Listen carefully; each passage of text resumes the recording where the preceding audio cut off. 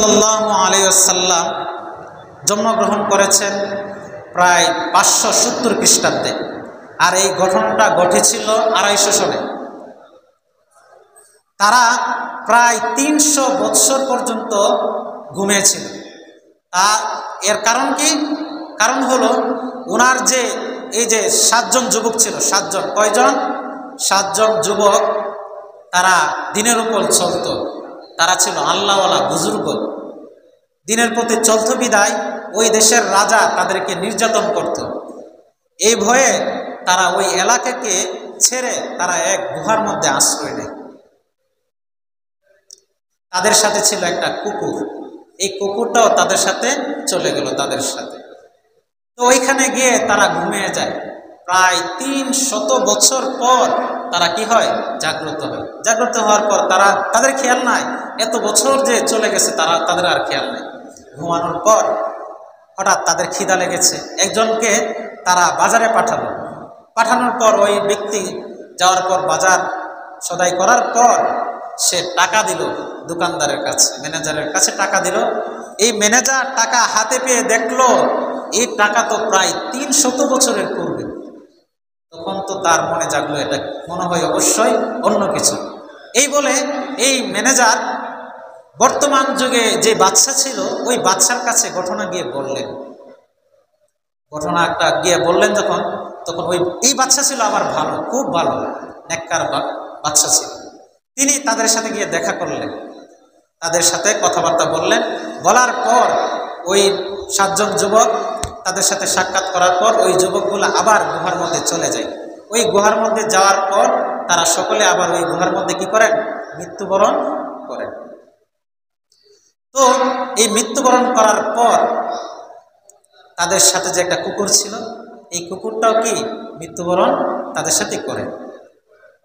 এরপর মুহাদ্দিসিনে কেরাম বলেন, এই যে একটা 7 জন যুবকের সাথে একটা কুকুর ছিল, সে কি একটা নিকৃষ্ট প্রাণী, ঠিক না?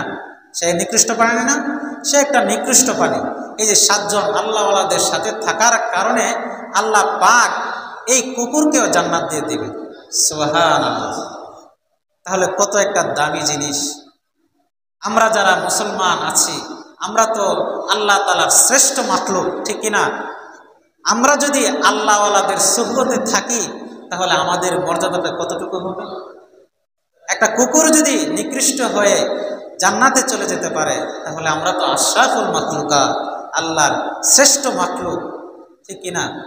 আল্লাহ তাআলা আমাদেরকে আগেই জান্নাত দিয়ে দেবে।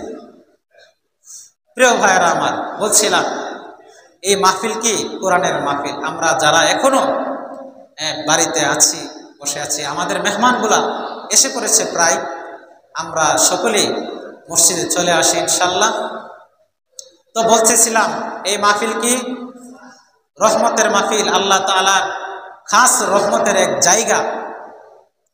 এই জায়গা থেকে আমাদেরকে আজকে রহমত নিতে হবে। তাহলে রহমত কি এখানে আমি বাড়িতে বসে পাবো, নাকি আল্লাহর এই মজলিসে আসতে হবে? আমাদেরকে আসতে হবে। প্রিয় ভাইয়েরা আমার, আমরা কি এই দুনিয়াতে বেঁচে থাকবো? বেঁচে থাকবো না। একদিন না একদিন আমরা কি এই পৃথিবী ছেড়ে চলে যেতে হবে। আমাদের মৃত্যুটা একটা অনিবার্য নিশ্চিত বিষয়। নারী হোক, পুরুষ হোক, কাফের হোক, মুশরিক হোক, এই বিষয়ে তারা নিশ্চিত না। একটা বিষয় কি নিশ্চিত, সেই বিষয়টা কি? মৃত্যু। এই মৃত্যু বিষয়ে কি সকলে একমত? আমাদেরকে একদিন না একদিন মৃত্যুবরণ করতেই হবে। আমার দাদা চলে গেল, আমার পরদাদা, এভাবে আমি থাকবো না। তারা একদিন ছিল এই দেশে, এই পৃথিবীতে কি তারা ছিল, এখন আর নাই। আমি আছি, আমিও থাকবো না। আমার যে আগামী প্রজন্ম আছে, আমার বাচ্চা কাচ্চা, তারাও একদিন থাকবে না। পৃথিবীর জায়গা পৃথিবী থেকে যাবে। এই যে আমরা দুনিয়া ছেড়ে চলে যেতে হবে, আমাদের জিন্দিগিটা মূলত একটা প্রবাস জীবন। আপনারা অনেকেই প্রবাস জীবন কাটিয়েছেন। বিদেশে যায় না মানুষ, অল্প সময়ের জন্য যায়। প্রবাস জীবন মানে কি একটা অস্থায়ী জায়গা। এই জায়গাটি কি একটা অস্থায়ী জায়গা। এই জায়গার মধ্যে আমরা এসেছি। মুহাদ্দিসিনে কিরাম বলেন, মানুষ প্রায় 5টি জায়গা অতিক্রম করে। কয়টা জায়গা? 5টি।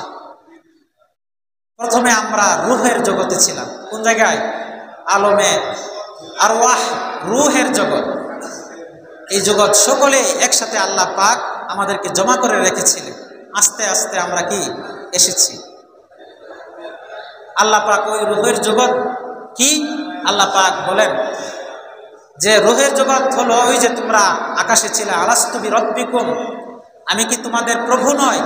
এই যে আল্লাহ পাক আমাদের থেকে অঙ্গীকার নিয়েছিলেন রুহের জগৎ থেকে, ওই জগৎটাকে বলে রুহের জগৎ। এই রুহের জগতে আমরা এক সময় ছিলাম। এর পরবর্তীতে আমরা আলমে আরহাম মানে মায়ের পেটের জগতে আমরা আসলাম। এই মায়ের পেটের জগতে থেকে আমরা আলমে দুনিয়ার বুকে আসলাম। এখন আমরা কোথায় আছি? দুনিয়ার বুকে আছি। এরপরে এমন একটা সময় আসবে আমরা কি চলে যাব? কবর জগতে। এটাকে বলে আলমে বরজখ। এই কবর জগতে আমরা কি চলে যাব। এরপর কবর জগৎ থেকে আমরা আখিরাত জগতে চলে যাব আবার। তাহলে এই আস্তে আস্তে আমরা রুহের জগতে ছিলাম এক সময়। এরপর রুহের জগৎ থেকে আমরা আসলাম মায়ের পেটে। এই মায়ের পেটের জগৎও আস্তে আস্তে শেষ হবে। এরপরে কি? আলমে দুনিয়া। এই দুনিয়ার জগতে শেষ হয়ে যাবে। এরপরে আমাদের কবর জগৎ আসবে। এই কবর জগতে একদিন শেষ হয়ে যাবে। এরপরে আসবে আমাদের আখিরাত জগৎ। এই আখিরাত জগৎ এমন একটা জগৎ যার শুরু আছে, যার কোনো শেষ নাই। এত বিশাল আকারের জগৎ, কিন্তু আমরা বুঝি না।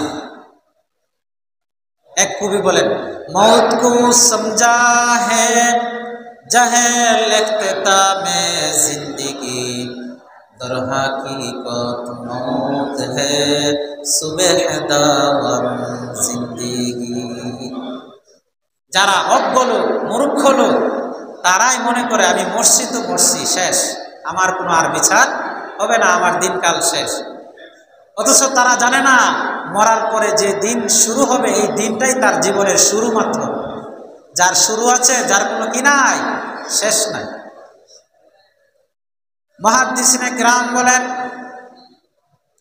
আসমান জমিনের মাঝে যে শূন্যতা রয়েছে, যে ফাঁকা জায়গা রয়েছে, এই ফাঁকা জায়গা যদি সরিষা দানা দিয়ে ভর্তি করে দেওয়া হয়, এক সময় এই সরিষা দানা শেষ হয়ে যাবে, কিন্তু আখিরাতের জিন্দেগি শেষ হবে না। আখিরাতের জিন্দেগি এত বিশাল, এত বিশাল, কিন্তু আমরা আখিরাতকে বুঝতেই চাই না। দুনিয়া নিয়ে সবাই খালি ব্যস্ত আর ব্যস্ত, ঠিক কিনা? আল্লাহ পাক কোরআনে বলেন, খামসিনা আলফা সানাতিম মিম্মা তাউদ্দুন। আখিরাতের একদিন দুনিয়ার 50,000 বছরের সমান। সুবহানাল্লাহ। আর এই যে আমরা দুনিয়াতে বসবাস করতেছি, আখিরাতের তুলনায় আমাদের 60 বছর, 70 বছর, 100 বছরের জিন্দেগিটা মাত্র আখিরাতের তুলনায় মাত্র 1.5-2 মিনিটের সময়।